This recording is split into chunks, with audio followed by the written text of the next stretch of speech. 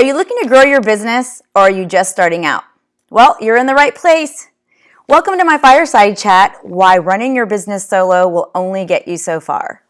My name's Dana Marruffo with Buzz Public Relations, or Buzz PR for short. Buzz PR is my small PR business that I started in 2006 to help funded startups and high-growth companies build or level up their communications programs.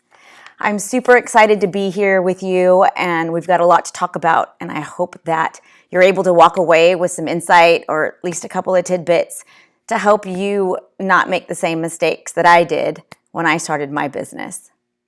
So, like I said, here we are virtually, and we can probably agree that COVID has really changed the dynamic of the workforce.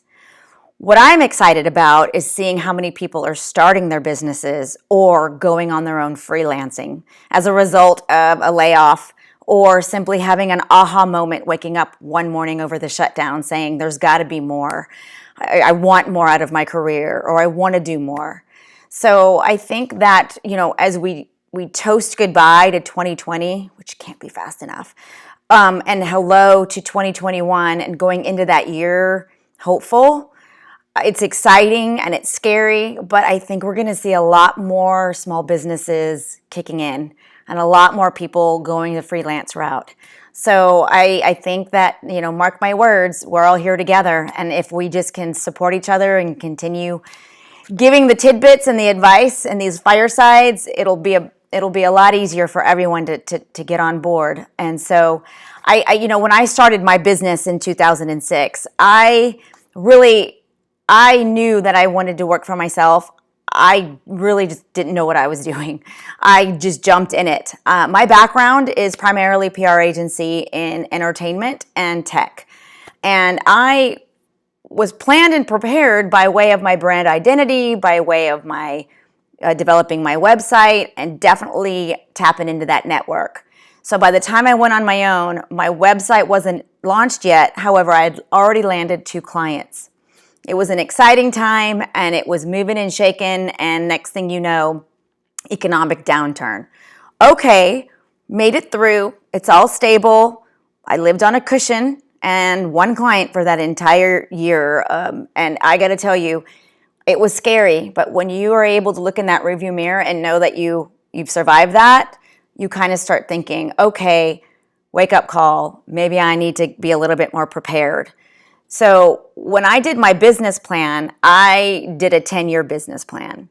And none of that involved growth. It involved financial, but it didn't involve growth. And one of the things I would like to say is I didn't determine whether I wanted to grow or scale or have an exit strategy. I didn't know that term. And so I think the first thing before any of you are thinking of growing or transitioning into your own business or from freelance to actually becoming a startup or small business, you've got to determine, are you ready to grow? I feel that, there's a difference between growing and there's a difference between scaling. Growing is when you add the resources to increase the revenue. Resources, you grow your team, you hire people, you implement incredible technology, and maybe you secure funding. Scaling is when you don't add those resources, but you experience a revenue increase. Well, you have to determine which one you are. I personally didn't even know what that meant. I just knew that I have people asking me to do my service beyond what my knowledge is.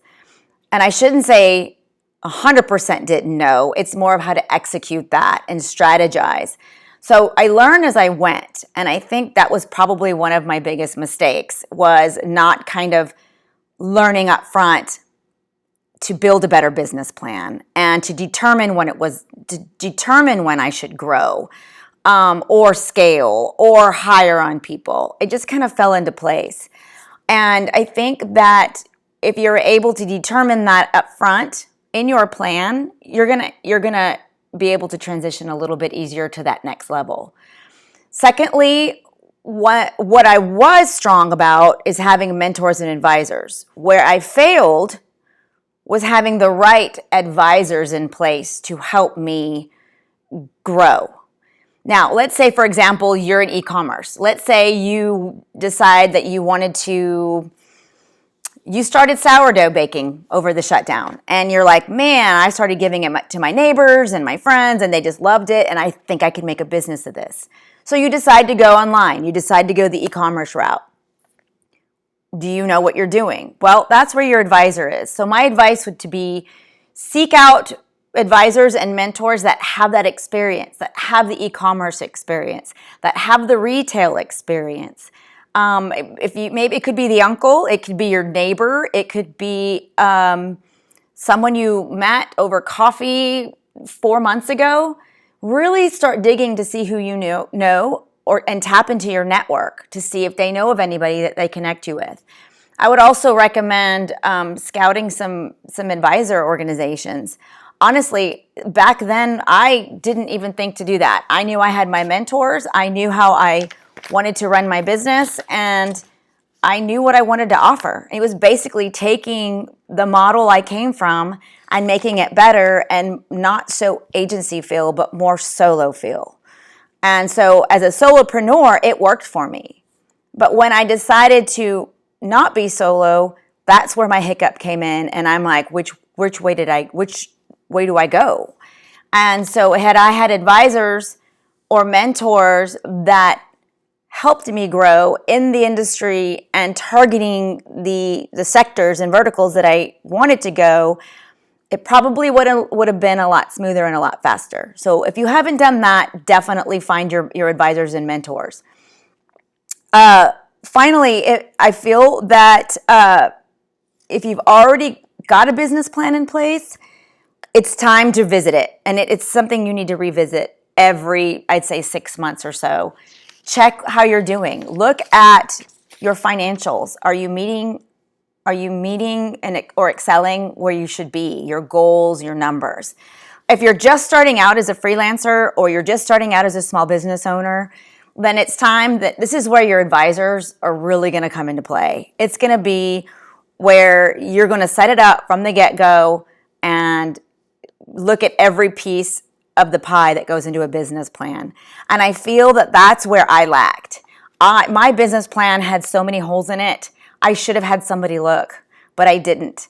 I just Googled and I figured it out, and I did numbers. I looked at numbers. I didn't look at growth so much. I looked at growth at numbers and where I wanted to be in 4 years, in 5 years, in 10 years. And when 10 years came along, it was like, what do I do next?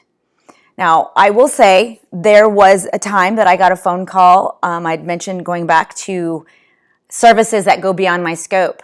I had to pull together a virtual team to meet a need of a client, a CEO that had called. And so I quickly just called my Rolodex. I mean, I made phone calls to my A-list team that I've known and worked with, or at least seen their work over the last 10 or so years, and pulled together an integrated marketing team. And man, we whipped it up and it worked. And that's when I realized, okay, this is how I'm going to grow.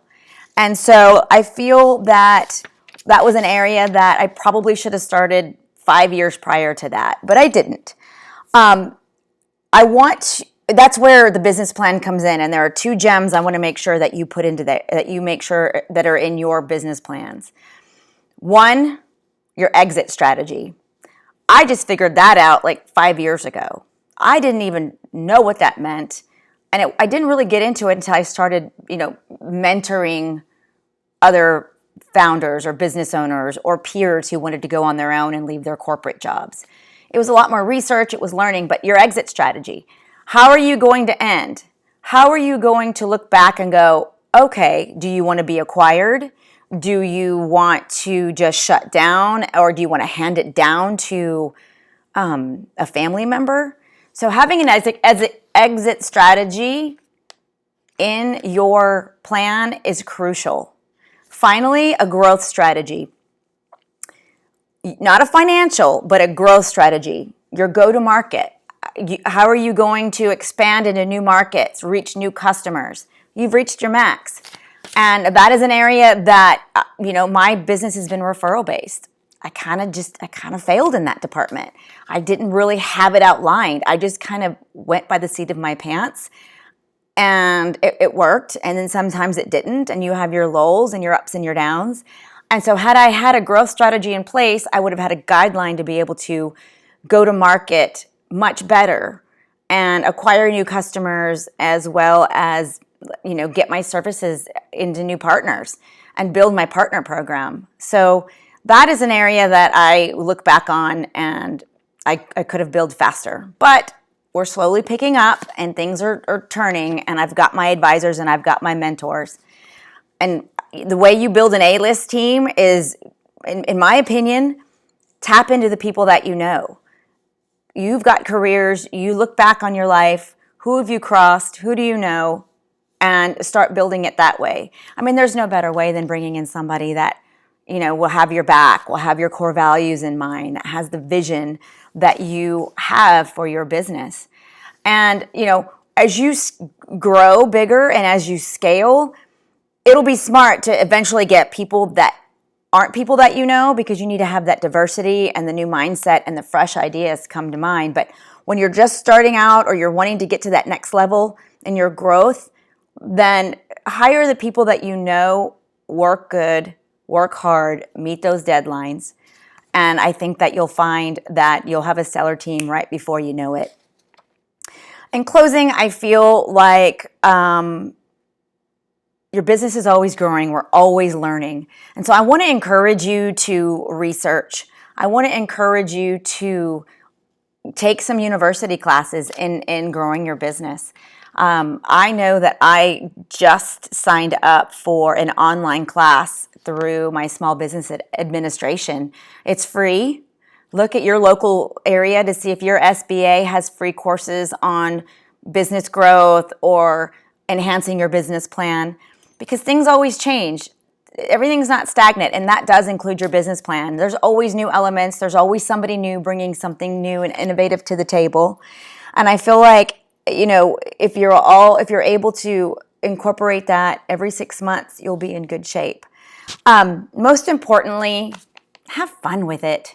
We're here to have fun. If we're not having fun, you've got to do what you love and love what you do. And if you don't, then you might be in the wrong business. And I feel that, if you're always challenging yourself in the best way possible, you're going to figure it out real quick. Go with your gut, have fun with it. And I hope that you've had some time to digest what I've said. I'm going to be a part of the live Q&A, and I hope that you join me so we can actually talk in real time, and we can talk through a little bit more of these tips that I've given you, and these failures that I've done but yet bounced back with. So I look forward to you joining me, and I have had so much fun with you, and I appreciate your time and choosing me in my Fireside chat.